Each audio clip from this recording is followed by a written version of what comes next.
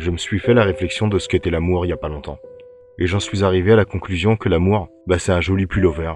La première année d'un couple, les deux personnes vont vivre des émotions plus ou moins intenses. Si on part du principe qu'une émotion est un fil de couture, alors il vaut mieux en vivre une majorité de bonnes, car les mauvaises tirent sur notre fil de couture qui lui se casse facilement car il est fragile. La deuxième année, avec tous ces fils de couture que le couple s'est constitué, il aura de quoi se faire une jolie pelote de laine. La pelote de laine symbolise le sentiment heureux. Si pendant cette deuxième année, le couple continue de vivre de bons moments, alors il va pouvoir se constituer une jolie collection de pelotes de laine. Alors que si les deux personnes commencent à ne plus privilégier les moments de bonheur pour laisser place aux disputes, alors ils risquent de tirer sur la laine, qui elle risque de rompre. Après cette deuxième année, si le couple tient bon et qu'il a amassé plusieurs pelotes de laine, alors il va pouvoir commencer à se tricoter un joli pullover, symbole de leur amour. Et je pense que vous ne me contredirez pas si je vous dis qu'on aime toutes et tous porter l'amour en nous.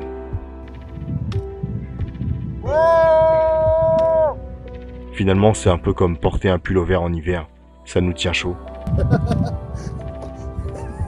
Il est facile de casser un fil de couture ou de la laine. Il n'y a qu'à tirer dessus légèrement pour que ça casse. Mais essayez de tirer de toutes vos forces sur un pull. Au mieux, il ne bougera pas, au pire, il va se déformer. Si vous voulez le détruire, alors il vous faudra le détricoter. Les premières années, vous pouvez facilement détruire une relation. Mais quand vous en êtes arrivé au stade du pullover, c'est beaucoup moins simple. Si j'avais un conseil pour la réussite d'un couple, lancez-vous dans le textile. Je vous avoue que c'est un peu fou ce qui m'arrive, parce que depuis hier, j'essaie d'exporter mon projet. Et en fait, le truc, c'est que ça fonctionne pas bien. Du coup, je perds un temps fou, en sachant que je dois être à Paris la semaine prochaine le plus tôt possible. J'ai plein de rendez-vous. Aujourd'hui, j'ai enfin réussi à exporter les fichiers audio, mais après au moins 10 tentatives. Et là maintenant, je suis en train d'exporter la vidéo pour le mec de l'étalonnage.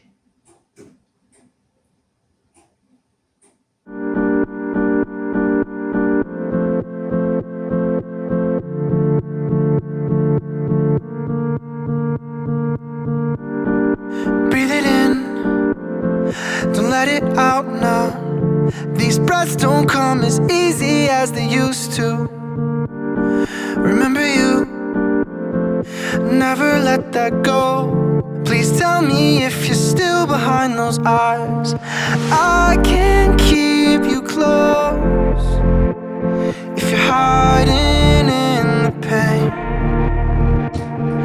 I don't believe in gold. En fait, tout à l'heure, quand j'ai lancé So come back. l'export, c'est le dernier export, c'est le plus gros export que j'ai à faire. Il y avait marqué 6 heures. J'étais super content, je me suis dit, je vais l'envoyer à l'étalonnage demain. Là, il y a marqué 179 heures. Là, je suis sur le chemin du retour pour Paris. J'ai pris un covoiturage. En fait, vu que ces temps-ci, là, ce sont les vacances, ils exagèrent au niveau des prix pour les trains. Donc, je prends toujours cette alternative. Je trouve ça plutôt bien. En plus, c'est sympa, il y a du monde, on discute. Ça permet de ne pas voir le temps passer. Never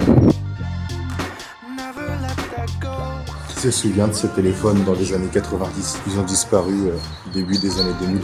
Keep you close if you're hiding in. Retour à Paris, sous la pluie. Heureusement que je garde la bonne humeur. J'ai une nouvelle résolution cette année. J'ai décidé d'arrêter la viande et le pain. En tout cas, le pain qui n'est pas fait maison. Je continuerai le pain, mais à condition que ce soit moi qui le fasse. Déjà parce que j'ai pris un peu de poids, je dois le reconnaître. Et c'est surtout que j'aimerais manger un petit peu plus sainement. Ne serait-ce que pour le corps, des choses comme ça. Il va me remercier quand j'arriverai à l'âge de la retraite. Hein, mon petit corps.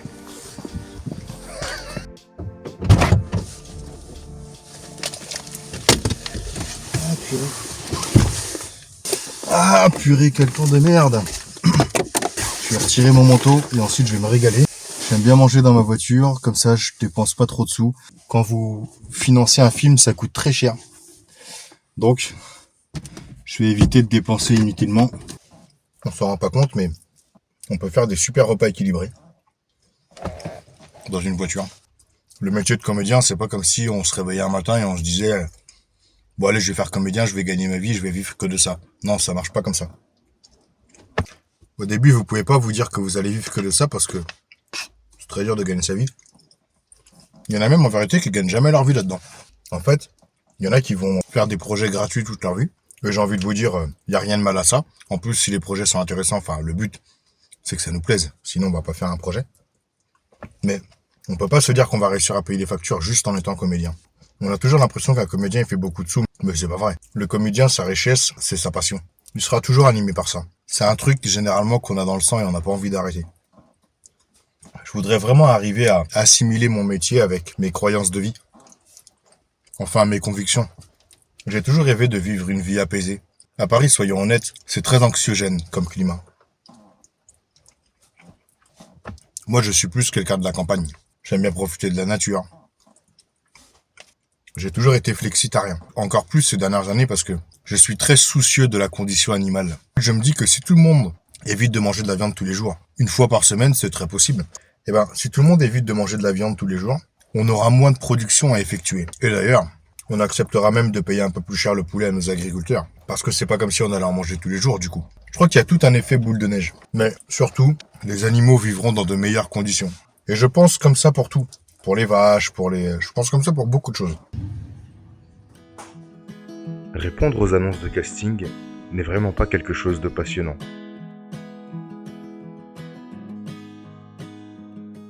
On est toujours emballé quand on voit une annonce dont le rôle nous plaît énormément, mais dans la plupart du temps, c'est long et fastidieux, ça prend une grande partie de votre journée. Mais c'est vraiment une chose à ne pas négliger quand on veut devenir comédien. Je me contente pas d'y répondre une fois par jour. Je check en règle générale une fois le matin et une fois l'après-midi. Et j'envoie mes candidatures. Je me suis mis aussi des alertes, comme ça je peux checker tout au long de la journée si une annonce m'intéresse. Mais cette tâche est vraiment le nerf de la guerre. Si vous souhaitez obtenir des rôles, faut vraiment être à l'affût, tout le temps. Il y avait une biche juste en face de moi, mais je lui ai fait peur. Mais elle était vraiment juste en face de moi, c'est dommage, j'aurais bien aimé que vous la voyiez. Honnêtement, je pensais pas qu'il y avait des biches dans la forêt de Meudon. Elle est là. There's nothing in this world we really own. And Jesus Christ, if you tore my heart out, the only thing I'd... Après, vu que j'aime bien scruter toutes mes annonces, savoir exactement pourquoi je postule, car je vous avoue que je ne postule pas pour tout type de rôle, j'aime bien me poser dans un endroit où j'ai internet, et comme ça je peux analyser toutes les annonces. Je me pose aussi dans ces endroits-là, pas forcément pour regarder mes annonces de casting, mais aussi pour écrire, car en plus de mon métier de comédien, je suis scénariste. Du coup, j'aime beaucoup écrire, poser mes idées. C'est assez marrant parce que, au départ, je les mets sur un dictaphone, pour être sûr de ne pas les oublier, et ensuite je les réécris au propre, sur mon ordinateur. behind you, Josephine.